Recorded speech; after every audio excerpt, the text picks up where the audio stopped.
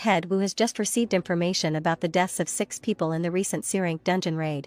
It makes sense that D-rank hunter Jin-Ho survived and defeated the boss with his high-end equipment. However, the other survivor, Sung Jin-Woo, who previously escaped from the dual dungeon incident, seems quite unusual. Not to mention, one of the 6 deceased was Hwang Dong-suk, the brother of Hwang Dong-soo, which is truly concerning. When Jin-Woo got home, he bought fried chicken for Jin-Ah, who was thrilled.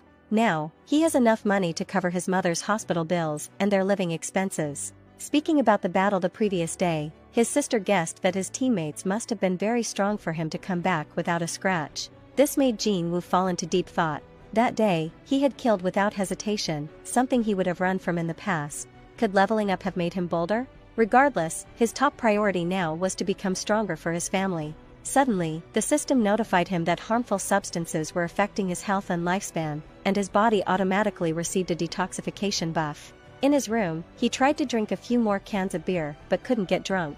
It turned out this was the effect of the hidden quest reward, Courage of the Weak. He received a blessing that granted immunity to poison and negative statuses, as well as enhanced health and longevity. This reward came from the dual dungeon. Perhaps the regeneration of his lost body parts was also due to this blessing. That afternoon, while Jin-Woo was sleeping, Jin-Ah came into his room to tell him that someone named Jin-Ho was calling. She scolded him to drink less beer, warning that if he didn't, she wouldn't treat him even if she became a doctor in the future. Jin-Ho called Jin-Woo his big brother out to meet and thank him for saving his life last time. He kept his promise to keep that day's events a secret. The reason Jin-Ho sought out Jin-Woo was that he wanted to form a guild.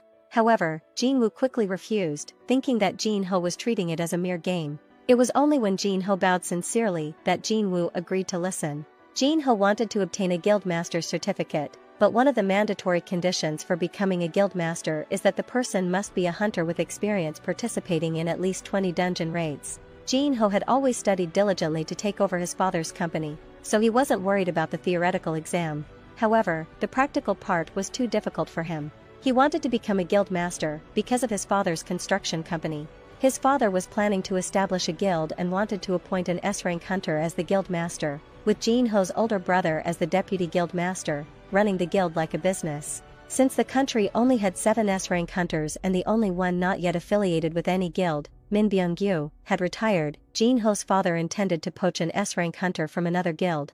However, doing so would only create enemies. Therefore, while his older brother had not yet awakened as a hunter, Jin-Ho wanted to gain experience to secure the deputy guild master position for himself. He asked Jin-Woo, an E-rank hunter, to join him in successfully raiding dungeons. This would surely convince his father of his abilities, as his father would see that Jin-Ho could handle such tasks. Jin-Ho wanted to team up with Jin-Woo because he believed Jin-Woo's true strength was at least B-rank or even higher. Jin-Ho showed Jin-Woo the building intended to be the guild's office, valued at around 30 billion won. He promised Jin-Woo that if he helped him complete 19 more C-rank dungeon raids, the building would be Jin-Woo's reward. Helping with 19 C-rank raids to earn 30 billion won was indeed a lucrative deal. However, Jin-Woo was a special case. He could still level up and would soon reach S-rank or higher, making this amount of money insignificant in the future. Since he was still uncertain about the leveling system, collaborating with others was risky for Jin-Woo, so he refused and walked away. At this point, Jin-Ho resorted to his last card. He swore that if Jin-Woo agreed to cooperate, he would keep the secret of Jin-Woo's killing forever. Jin-Woo paused for a few seconds, looked at him silently, and then walked away, leaving the young master terrified. At a certain company, a hunter named Hwang Dong-soo was ordering his secretary to bring him the documents about the 2 survivors from his brother's recent C-rank dungeon raid. As soon as he saw the 2 names, he was filled with hatred and was convinced that his brother had been murdered. He asked his secretary what would happen if he killed someone in a distant place. The secretary explained that if he murdered in a country with laws against hunters, he would be subject to local laws. However, if it was in a country without such laws, he would be judged according to the laws of his home country. Depending on the negotiations with the local government, the sentence might be reduced. Hearing this, Hwang Dong-soo felt somewhat reassured and asked his secretary to adjust the guild's schedule, eagerly anticipating the day he could personally kill the 2 survivors. Today, the main character and his sister were exercising together. Jin-Woo asked Jin-Ah what she would do if she had 30 billion won. Jin-Ah thought the question was unrealistic, but if she had 30 billion, she would pay for her tuition and their mother's hospital bills, and save the rest. When Jin-Woo completed his daily tasks, he noticed something strange. His running stats had exceeded the maximum, showing 11 out of 10 kilometers. Curious, he tried doing 2 more push-ups and found the counter also exceeded the maximum. Realizing this, he decided to push himself beyond the usual targets. Once all the stats had doubled, his daily quests transformed into a hidden quest. The reward was various random selection boxes. Jin-Woo opened the random blessing box and received a key to the castle of Demon's Gate, with an S-rank rarity. What intrigued him the most was that the castle contained ingredients for the holy water of life, a potion that could cure all diseases using magic. Seeing this as an opportunity to cure his mother's eternal sleep disease, he immediately headed to the location where he could use the key. Upon using the key, a fierce flame erupted.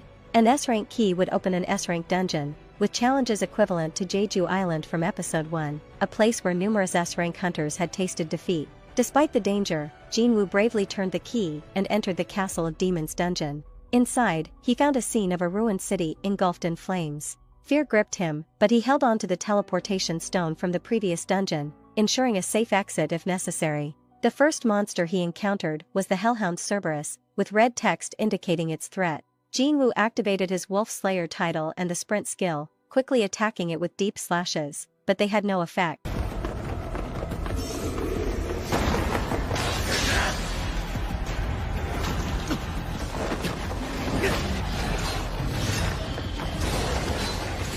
He then used his intimidation skill to panic the dog, but it only took one roar from the beast to nullify Jin-Woo's skill. Dodging its attacks, he managed to stab the dog's face, causing paralysis and bleeding, but it quickly recovered. The gigantic beast then bit off his arm, making Jin-Woo scream in agony.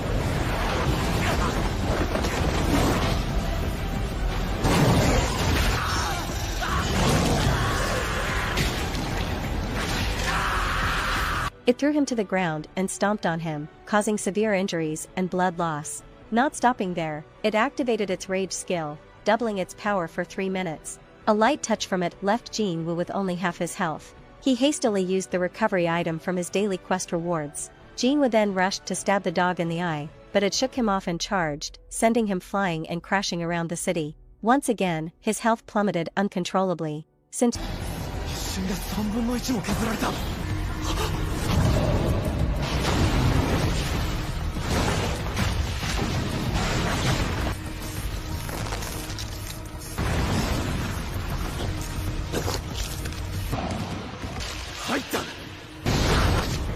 Jin-Woo's health had dropped to a critical 30%, his will skill automatically activated, reducing all incoming damage by 50%. The Hellhound continued its charge, forcing Jin-Woo to kick up a cloud of dust to create a smokescreen and hide. System warnings about the danger level kept appearing, clearly indicating the system's desire to prevent the player's death. It seemed that if Jin-Woo died, the system would face some sort of issue. His only option now was to use the teleportation stone to escape and save his life. Unfortunately, he lost his balance and dropped the stone after a stomp from the Hellhound. Was he going to bleed out and die like this? At that moment, Jin-Woo realized he could purchase items from the shop. He hurriedly bought 3 recovery potions, but each one only restored 100 HP. He also remembered the A-rank item, Kasaka's Venom Gland. This potion reduced physical damage taken by 20%, but it also reduced physical damage dealt by 35%. However, thanks to his blessing of immunity to all toxins, he didn't suffer the downside of the potion. After a bout of running and hiding, Jin-Woo's hiding spot was finally discovered by the Hellhound. It bit him squarely in the chest. 3 minutes had passed, and at last, Cerberus's berserk skill wore off. At this point, the stab wound Jin-Woo had inflicted on its eye earlier began to take effect. Seizing the opportunity, he dashed forward, dodging the remaining 2 heads, and leaped up to deliver a powerful stab to its face. He then continued to dart around, slashing multiple wounds across its body. Eventually, one of the heads caught him.